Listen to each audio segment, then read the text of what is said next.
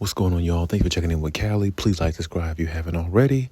So I'm here to tell you now, based upon looking at everything, looking at the trades, looking at what the Clippers did low-key with their trades, they actually did a pretty good job. I have some questions about some of the trades, of course, in regards to Bogdanovich, Eubanks, and how they'll fit. But I think they will fit very well once they get comfortable.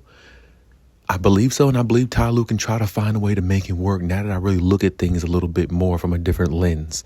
And the addition of Ben Simmons could really be a key aspect to their future, because if he can give them the Ben Simmons that everybody thought that he could be coming into the league, or what he's shown that he was when he was on Philadelphia, they could be a very dangerous team. And at this point, it might be even more dangerous than what they've ever been. Because when you think about the way they can switch defensively, when you think about the way they can play big with Zubac and they can play small ball with Ben Simmons, I feel like it really makes it tough to really play against them and guard them now, because they got like so many different ways to attack you rather than just being one-dimensional or looking one-dimensional. Going against the opposing teams prior to now. And when you look at versatility they have defensively, Ben Simmons is a defensive guy. Of course, we know Kawhi always. You got good perimeter defenders, and Bogdanovich can defend. You still got Chris Dunn. You still got Derrick Jones Jr. You still got Nico. You still got guys who can defend at a high level on the perimeter, and you still got, Eubanks, you got Eubanks down there in the paint along with Zubac, being a defensive anchor, or playing as a defensive anchor. So their defense really actually notched up a level if you think about it. That's why I said I had to go back and look at everything before I really actually put it all together. I had to analyze and see what I've been seeing. And honestly, like I said, the way they're constructed now, defensively, they didn't lose a step, even though they lost a few players.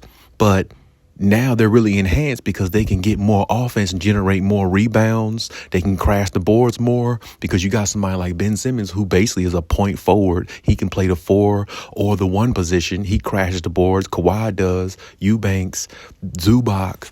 You got big bodies that can crash the boards, get extra possessions, and guys who can actually score the basketball, and guys who can defend on the other end to stop the opposing team's offense at a very high rate. So I would say, like, Ty Lue has a lot of toys to play with. He has a lot of options. And with this team, the way they are now, really, when he figure out how to actually ingratiate everybody and what lineups work the best with each other and everything, it's going to be tough to really actually stop them. Now, I do think with Ben Simmons, the combination between him and Zubac is going to be really key, because Ben, at times, he can run or disguise as the point guard and then give it off to James Harden, but then actually crash to the paint, with a backdoor cut, and maybe even look to score, and opportunity can come for Zubac because Ben Simmons is such a good passer. He can find Zubac with a no-look pass, and Zubac might get easy points every single game just because Ben Simmons is a threat to cut to the basket and score himself if he actually uses his scoring ability, in which we know he didn't do much of at the end days of Philly, but he still has it in him, and he still has a lot of talent, and hopefully he could just stay healthy. That's the big thing with Ben Simmons, and that's the big bet they're putting on Ben Simmons because of his health. His health is going to be key, and just like Kawhi Leonard's health is going to be key, pretty much everybody. But those two specifically, health is really actually the big thing, even with Kawhi even more. Now, if Kawhi, he's been playing fairly okay. He hasn't been playing like to his elite status. I still think he's got another level he can go to, and he will go to that next level. It's just, time, reps, all that. Some nights he's still going to look like top 5 player.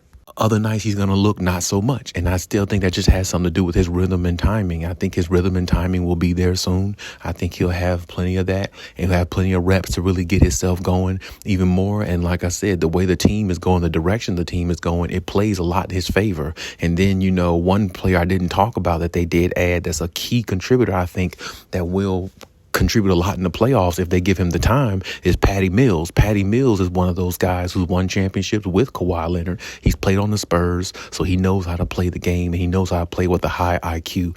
And that's my point. When you give Kawhi Leonard high IQ players, the only thing you need on your side is Kawhi Leonard's health, because when he has high IQ players, we saw what he did in Toronto. We saw what he did with the Spurs. He won championships. So they have high IQ players. Ben Simmons is a high IQ player. Patty Mills is a high IQ player. They had, and to James Harden, he's a high IQ player when he doesn't turn the ball over as much because he can read the game. He can give you 10, 12 assists a game, and he can score, and he knows how to pick his spots and score, and he knows how to score in different ways, whether drawing the foul from a three or just scoring the ball at his own rate. Now, he can't move the way he used to, but he still uses his brain to actually give himself an opportunity to be an offensive threat, and that's a weapon. And, Kawhi is always lethal when he's right. He's definitely one of the most high IQ skilled players in the league. That's the reason why he's always a top 5 player when he's healthy. So when you look at the skill that they have and the IQ type players that they have on this roster with their defense and with the combination of their offense and still having Norman Powell play at a high level scoring, Kawhi is going to catch up definitely. James Harden is an all-star, and Ty Lue really has to, sit down and really pencil things in and put these things together, and I believe he will. And if he does put it together, you're looking at probably the most dangerous team in the Western Conference, because honestly, how they will match up against other teams, they will be a nightmare for other teams, because the Clippers, like I said, they could play big, they could play small with Ben Simmons, they could play big with Zubac, and they can switch a lot on defense, and that's not what a lot of other teams have in their bag, at least not the way the Clippers do. So it might look a little shaky now, but I'd say if everybody stay healthy and stay on the floor, and if Kawhi can find his way and make his way through the playoffs and stay on the floor in the playoffs, I don't think nobody would want to see this team.